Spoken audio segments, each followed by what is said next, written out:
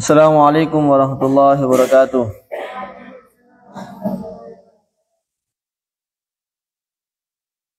Innal hamdalillah nasta'inuhu wa nastaghfiruhu wa nu'minu bihi wa natawakkalu alaihi wa na'udzu billahi min shururi anfusina wa min sayyiati a'malina.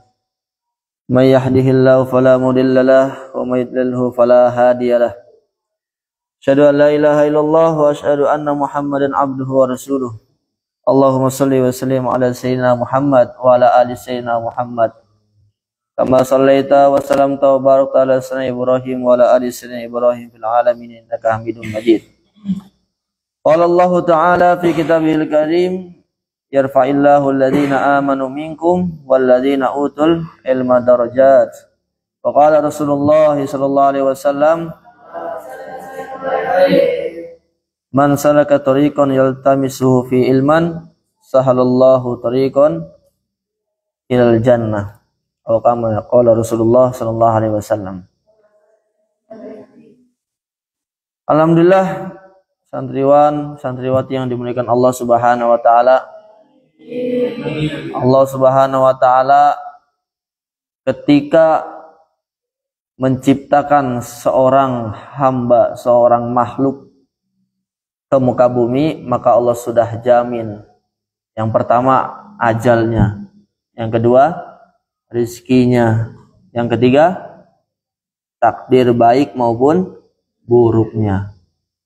Maka Allah Subhanahu wa taala sudah mengatur dari dia mulai dilahirkan oleh Allah Subhanahu wa taala sampai dia dipanggil oleh Allah ke alam selanjutnya.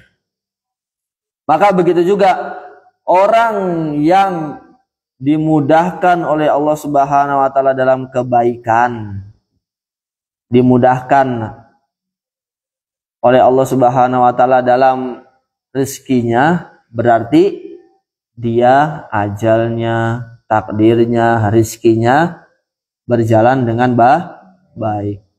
Begitupun sebaliknya, orang dinilai akan ajalnya buruk, akan takdirnya buruk, akan rezekinya buruk, maka dia akan susah dengan kehidupannya. Lah, susah dan mudahnya kehidupan itu tidak bisa dinilai oleh setahun 2 tahun saja, akan tapi seumur hidup. Kalau hidupnya sampai besok, berarti umurnya sampai besok.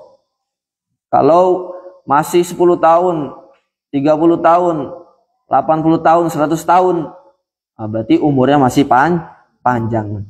Hanya saja masalahnya kita tidak tahu yang namanya masa depan. Yang tahu hanya Allah. Itu masalahnya. Maka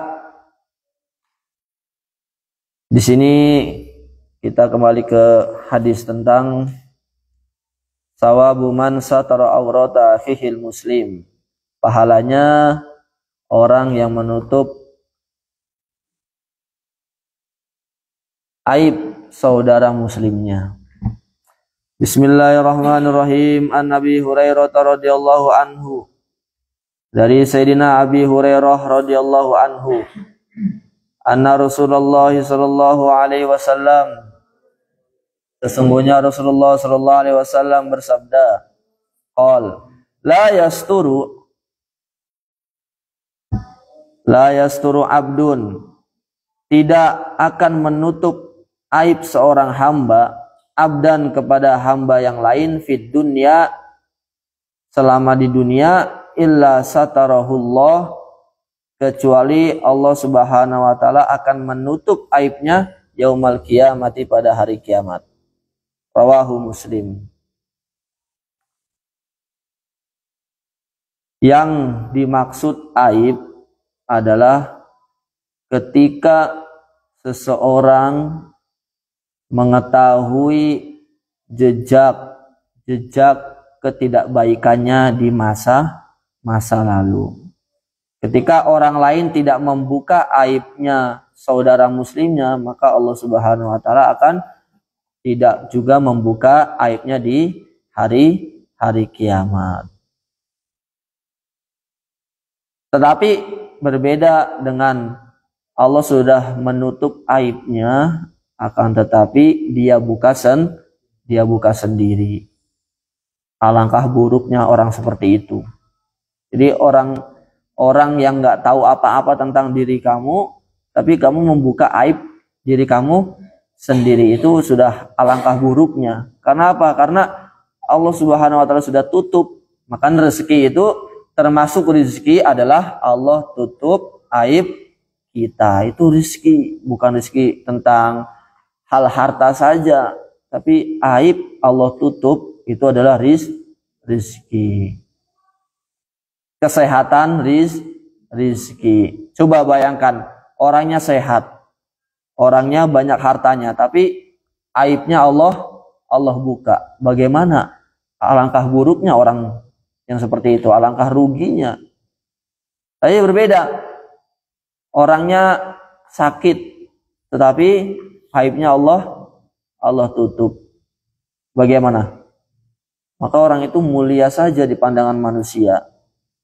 Makanya suatu rezeki yang paling besar diantaranya adalah Allah Subhanahu wa taala menutup aib seorang hamba.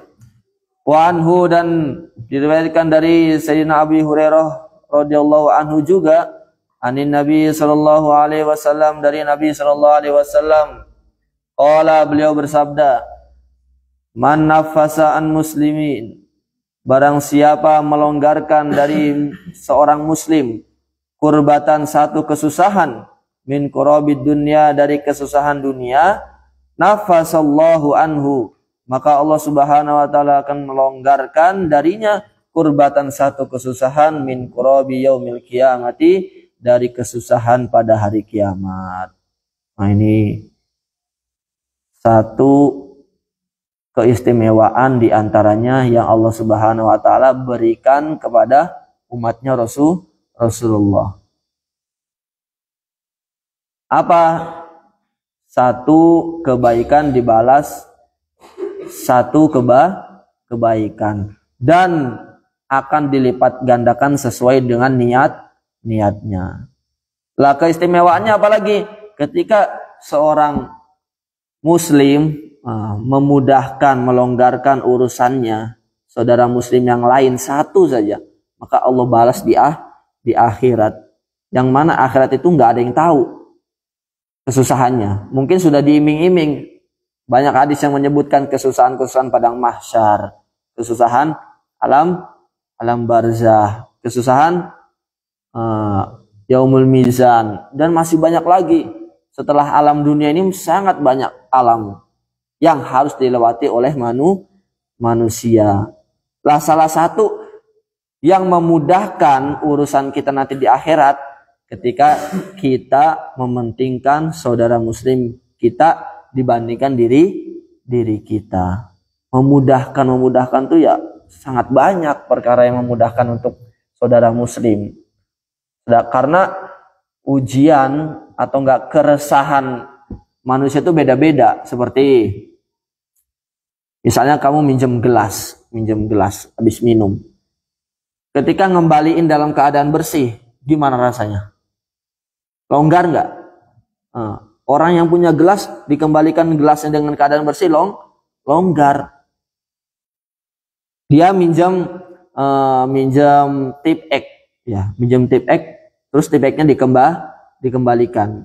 Longgar nggak? Udah dapat untung, terus mengembalikan doang. Untungnya nanti di akhirat. Itu baru hal kecil, apalagi hal besar. Nanti Allah Ta'ala a'lam bagaimana Allah Subhanahu wa taala membalasnya nanti di akhirat. Makanya berbuat baik terhadap sesama saudara muslim itu, kata pepatah ya, kalau kamu berbuat baik jangan diingat. Tetapi kalau ada orang berbuat baik kepada kamu, jangan sekali-kali kamu lupakan. Jadi kalau ada orang buat baik kepada kita, jangan sampai dilupakan. Sekecil apapun. Tapi sebaliknya, kalau kita berbuat baik, lupakanlah. Misalnya saya kasih pulpen kamu satu. Nanti udah 10 tahun saya ingat-ingat. Wah, saya ungkit-ungkit. Nah, kamu dulu saya kasih pulpen 1 kan? Seakan-akan tidak ikhlas, seakan-akan. Ini cuma pepatah. Jadi ini saking pentingnya melatih ikhlas. Ketika berbuat baik, maka lupakanlah. Melupakan apa yang kamu perbuat itu kamu lupakan. Nah, tapi kalau ada orang berbuat baik, jangan sekali-kali kamu lupakan. Wah, ini dulu dia ngasih saya gorengan sama nasi padang ketika dulu saya lapar. Orang sudah lupa yang ngasih, tapi dia ingat dia ngasihnya ketika waktu lapar. Akhirnya apa? Ketika dia sukses, dia bergerimangan dengan harta, dia balas bukan dengan sebungkus nasi, tapi dengan apa? Setoko-tokonya diberikan kepada dia. Itu beda makanya. Ini baru satu kesusahan. Bagaimana kalau kesusahan saudara muslimnya sangat-sangat banyak. Makanya jangan meremehkan pertolongan kita kepada teman kita. Jangan meremehkan. Kita yang penting bantu. Sekemampuan. Seperti ada satu ulama dahulu di Mekah. Beliau itu amalannya apa? Memudahkan jamaah haji yang datang. Memudahkan jamaah haji yang datang. Apa yang beliau mudahkan? Nah, beliau setiap malam bangun. Setiap malam dikala orang jamaah-jamaah mungkin umroh haji itu malam itu tidur, ya. Sebagian mungkin berada di Masjidil Haram atau kalau di Madinah ya berarti di Masjid Madinah, Masjid Nabawi. Lah beliau tuh ke WC bersihin WC. Nggak pakai sabun, ya bersihin aja pokoknya. Oh ini agak bau, pesing. Ya kan? Orang itu kan dari segala penjuru dunia beda-beda. BAB-nya beda, BAK-nya beda. Makanannya beda. Kalau di India, BAB tuh nggak bau busuk itu dia. BAB tuh bau kare. Kare itu apa ya? Kare itu biasanya kuah. Bisa kalau masak-masak daging. Kalau di sana kan sapi nggak boleh. Daging kerbau itu dimasak pakai kuah. Mereka tuh kalau nggak pakai kuah tuh nggak bisa makan. Pakai kuah, nah itu nanti kuahnya tuh warna kuning ya kayak gini, kayak kita di gulai lah. Nah, dia setiap hari makan itu. Jadi sampai kalau di WC baunya bau kari, bukan bau busuk enggak, bau beda. Lah dan segala penjuru dunia BAK-nya buang air kecilnya beda. Ada yang berdiri, ada yang ke tembok, ada yang jongkok, ada yang meluncur ke atas mungkin. Ya kan beda-beda orang itu. Ada yang mungkin WC-nya duduk tapi dia tetap jongkok. Akhirnya kotor di atas WC-nya itu. Ya mungkin walaupun sudah ada tim kebersihannya. Tapi mungkin pada zaman dahulu. Akhirnya beliau bersihin. Yang penting buat nyaman jamaah yang datang ziarah ke Mekah. Akhirnya apa? Asbab perbuatan beliau, ilmunya, muridnya, perkara yang berhubungan dengan beliau semuanya berkah. Asbab cuman membersihkan toilet. Tapi nggak ketahuan orang. Lah kok bisa ketahuan? Lah pada suatu malam ada orang, kebetulan muridnya, kebetulan mules ke WC, akan pakai sorban ditutupin, pakai ini, jadi nggak ketahuan. Lah pas waktu itu lagi istirahat dibuka, kebetulan pas buka pintu WC kebetulan muridnya, wah guru, oh ternyata yang bersihin WC engkau. Akhirnya nggak boleh dikasih tahu ke orang lain sebelum beliau wafat. Akhirnya ketika wafat muridnya ini cerita-cerita, dia asal mula cerita itu bisa saya ceritakan. Wa man yassara ala muslimin, dan barang siapa yang memudahkan ala muslimin atas saudara muslimnya fid dunya, di dunia, yassarallahu alaihi, maka Allah Subhanahu wa taala akan memudahkan atasnya fid dunya wal akhirah, di dunia dan di akhirat. Wa man satara, dan barang siapa yang menutupi aib ala muslimin atas saudara muslimnya fid dunya, di dunia, satarallahu alaihi, maka Allah Subhanahu wa taala akan menutupi atasnya aibnya fid dunya wal akhirati, di dunia maupun di akhirat. Wallahu, dan Allah fi aunil abdi, akan menolong seorang hambanya, maka al abdu, selagi hambanya fi auni akhihi, menolong saudaranya. Rawahu Muslim. Masya Allah. Allah Subhanahu wa ta'ala akan melonggarkan urusannya seorang hamba kalau dia memudahkan urusan saudara muslimnya. Saudara muslimnya memudahkan. Yang memudahkan sangat-sangat banyak. Gak ada uang, berarti memudahkan dengan cara misalnya kalau santri mungkin cuci baju temannya, cuci sendal. Oh, sendalnya udah butek nih. Nggak ada yang tahu, malam-malam saya cuciin semua. Pas bangun-bangun, sendal saya kok rapi ya, bersih, kinclong. Atau mungkin minyak wangi. Oh, ini bau ketek, bau ketiak. Oh, pakai MBK atau nggak pakai semprotan yang lain. Itu memudahkan. Oh, ini minum, urusan minum. Gimana supaya teman-teman minum tuh gampang? Oh, saya setiap pagi bangun tahajud sebelum subuh saya udah sediakan minum. Saya ambil air, saya taruh di kamar. Ini udah pahala yang luar biasa. Itu baru minum. Apalagi hal-hal kalau di pondok ya sekitarnya itu aja. Hal-hal yang seperti itu. Kalau ada rezeki lebih, diajak makan bareng. Kalau ada rezeki lebih, memudahkan sangat banyak. Nah, kalau menyusahkan apa? Menyusahkan kalau BAB ditinggal kotorannya, yang nyiram orang setelahnya. Itu sangat menyusahkan. Karena nanti di Pakistan, sebagian Pakistan itu BAB seperti itu. Bukan menyusahkan, itu tradisi dia. Tradisi. Jadi kalau BAB itu yang nyiram orang setelahnya. Misalnya kamu nyiram, kamu BAB duluan. Ya, misalnya fulan masuk WC. Nanti dia udah cebok, dia udah nggak mikirin masih ada kotoran apa enggak. Masa bodoh, yang penting dia udah cebok. Jadi dia pergi, orang setelahnya masih ada, ya udah nasib. Itu hal-hal yang seputar kehidupan santri.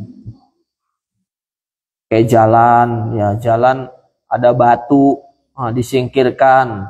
Itu udah menolong, memudahkan saudara muslim yang lewat, udah sangat luar biasa. Lah begitu juga orang yang menutupi aib saudara muslimnya di dunia, maka Allah Subhanahu wa taala akan menutupi aibnya di dunia dan di akhirat. Dan Allah akan selalu menolong hambanya selagi hamba itu menolong saudara muslimnya. Wallahu fi aunil abdi, maka al abdu fi auni akhihi. Wallahu ta'ala a'lam. Maulaya salli wa sallim daiman ala habibika khairil khalqi kullihim, huwal habibul ladzi turja syafa'atu bikulli hauli minal awali muqtahimi, ya Rabbi bil Mustafa sidana firlana ma ma'daya wasi'al karami. Al-Fatihah. Subhanallah bihamdihi, subhanakallahumma bihamdika, asyhadu an la ilaha illa anta, astaghfiruka wa atubu ilaik. Assalamualaikum warahmatullahi wabarakatuh. Ya, pencet saya.